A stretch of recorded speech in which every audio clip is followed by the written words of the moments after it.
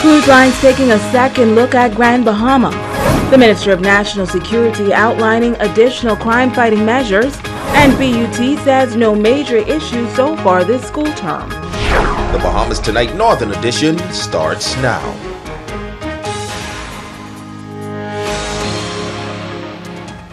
This is the Bahamas Tonight, the Northern Edition. Good evening, all. I'm Shashina Roll. As always, it is so great to have you with us. Topping news this evening, some new developments tonight regarding Grand Bahamas cruise sector. While a key player announced yesterday that it is suspending service due to new commitments brought on by Hurricane Irma, it would appear that the same storm may be driving additional business to the destinations as well. Italia Hall is standing by live in the newsroom with the details. Well, Shashina, yesterday we brought our viewers a story on a popular cruise ship that many Grand Bahamians have relied on over the years. The Grand Celebration has suspended service between Freeport and the port of West Palm Beach in Florida and will be assisting with hurricane restoration over in St. Thomas. But tonight, the Minister of Tourism is commenting on the situation, and he says this is something that has happened in the cruise ship sector before. Tourism Minister, the Honorable Dionisio de Aguilar, says he expects the Grand Celebration, operated by Paradise Cruise Line, to return to Grand Bahama in December. He says the overall situation may be a blessing in disguise for Grand Bahama. This is sort of our contribution, one would think, to the relief effort down in the Southern Caribbean. What will benefit Freeport and Nassau is the fact that a number of these cruise ships can no longer go to these islands because they've been ravaged and devastated. Hurricane Irma and Hurricane Maria has caused damage on some islands in the Eastern Caribbean. The tourism minister says because of the damage, a number of cruise lines are now looking for new ports to add to their itinerary, and Freeport and Nassau stand to benefit. So yes, we'll lose with the right hand, but we'll gain with the left hand. So I don't expect there to be any substantial downturn. It's a loss. I agree it's a loss, but the reason for the loss is that ship has been requisitioned to assist in the relief effort for the Southern Caribbean. And as it relates to the hotel industry, he says Freeport is a work in progress, and the ministry is now focused on creating a destination in Freeport, and opening the Grand Lucayan Resort will not solve the problem. The hotel is necessary. Don't get me wrong, it's necessary. It's an important first step. However, it's not the solution. There are many, we've got to cause a reason for persons or for visitors to go to Freeport, and we're looking at, it's certainly in the Ministry of Tourism, creating a destination there for sports, for medical, for educational. I think that's the boost they need.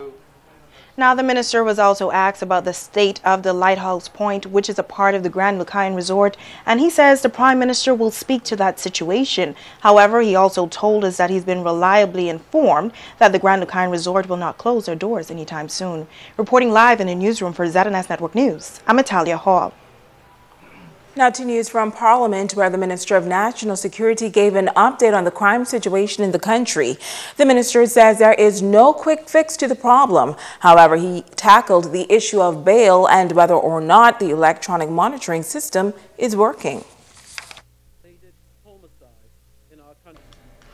The Minister of National Security, the Honorable Marvin Dame, says many persons who have been granted bail are running freely in the streets while armed and facing other multiple charges. He says this is an issue that is currently being discussed.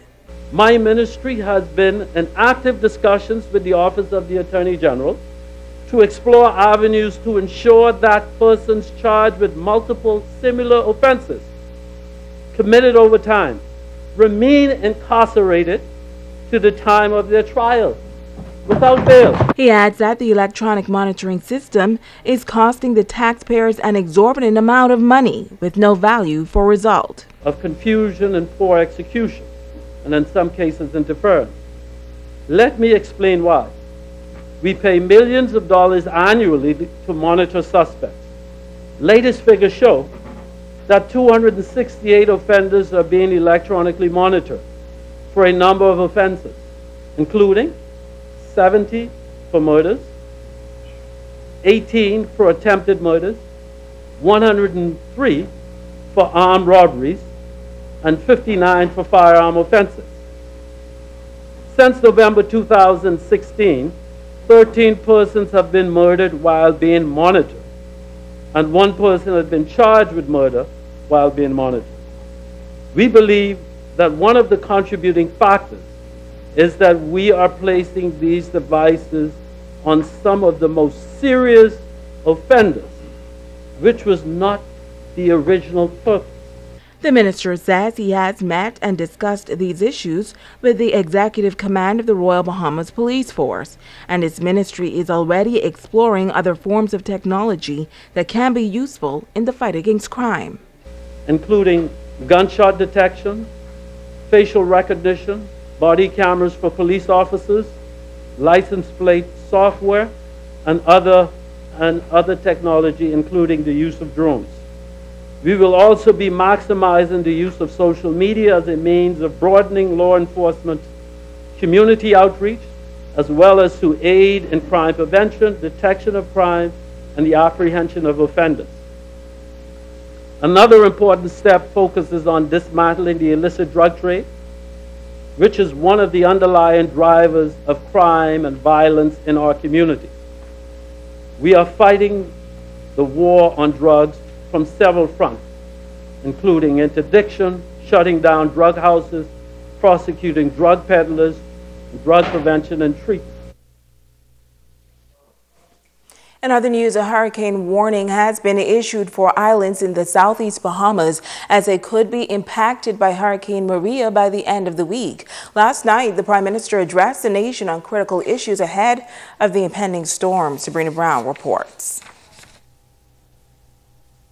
As the Bahamas prepares to face another ferocious hurricane, the nation's leader, Prime Minister Dr. the Honorable Hubert Minnis, is urging residents across the archipelago to monitor the progress of the storm and be prepared. Being prepared includes maintaining necessary supplies in the event of a hurricane, including food, water, medicine, gasoline, flashlights, radios, batteries, and any other necessary supplies.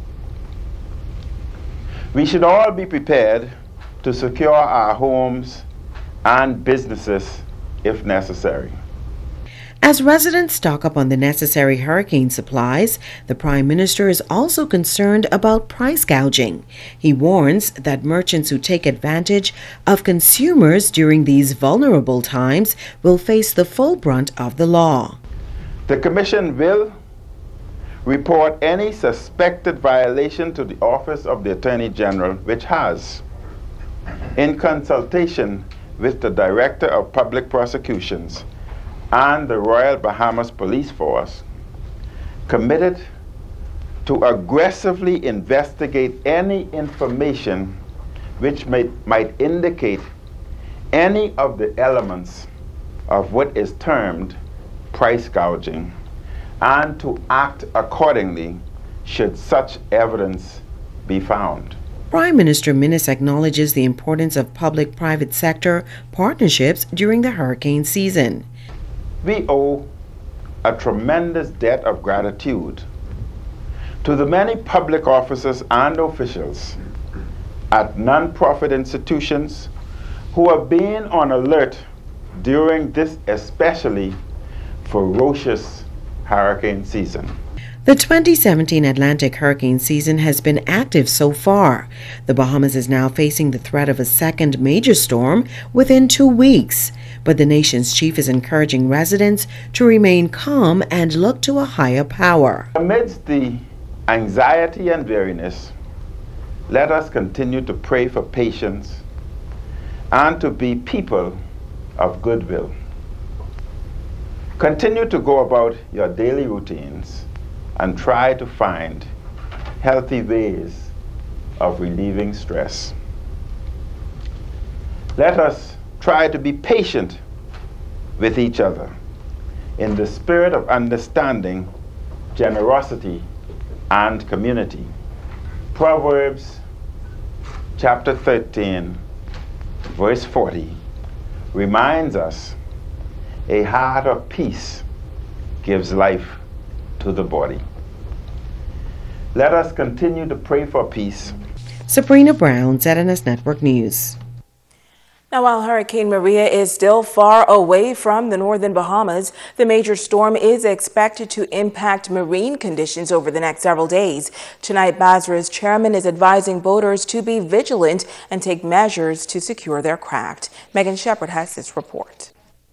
As Hurricane Maria makes its way toward the Bahamas, meteorologists are predicting high seas and issuing flood warnings for this weekend. Chairman of the Bahamas Air, Sea and Rescue Association Grand Bahama, Eddie Wan, is advising boaters to do all that they can to protect their boats during these conditions. If you can get the boats out of the water, get them out of the water. That's the first step.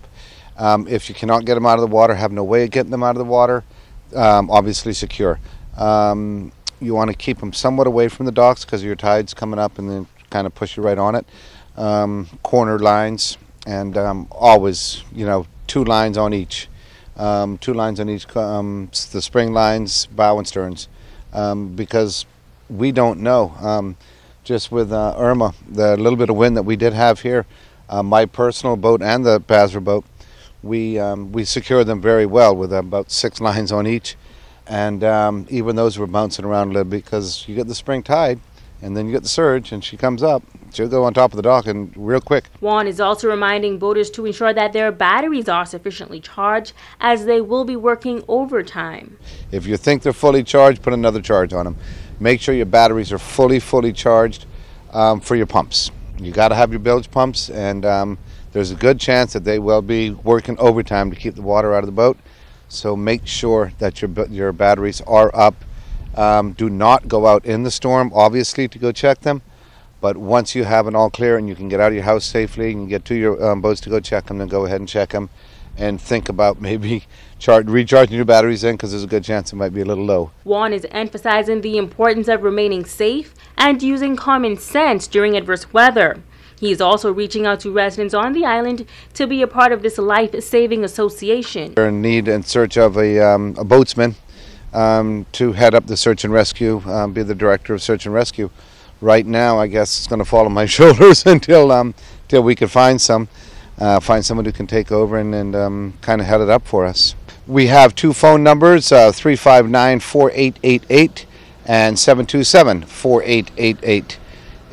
We also have our email is basra-gb@outlook.com. Please, we need all the volunteers we can get, all the donations we can get, all the hands we can get. Megan Shepard, ZNS Network News.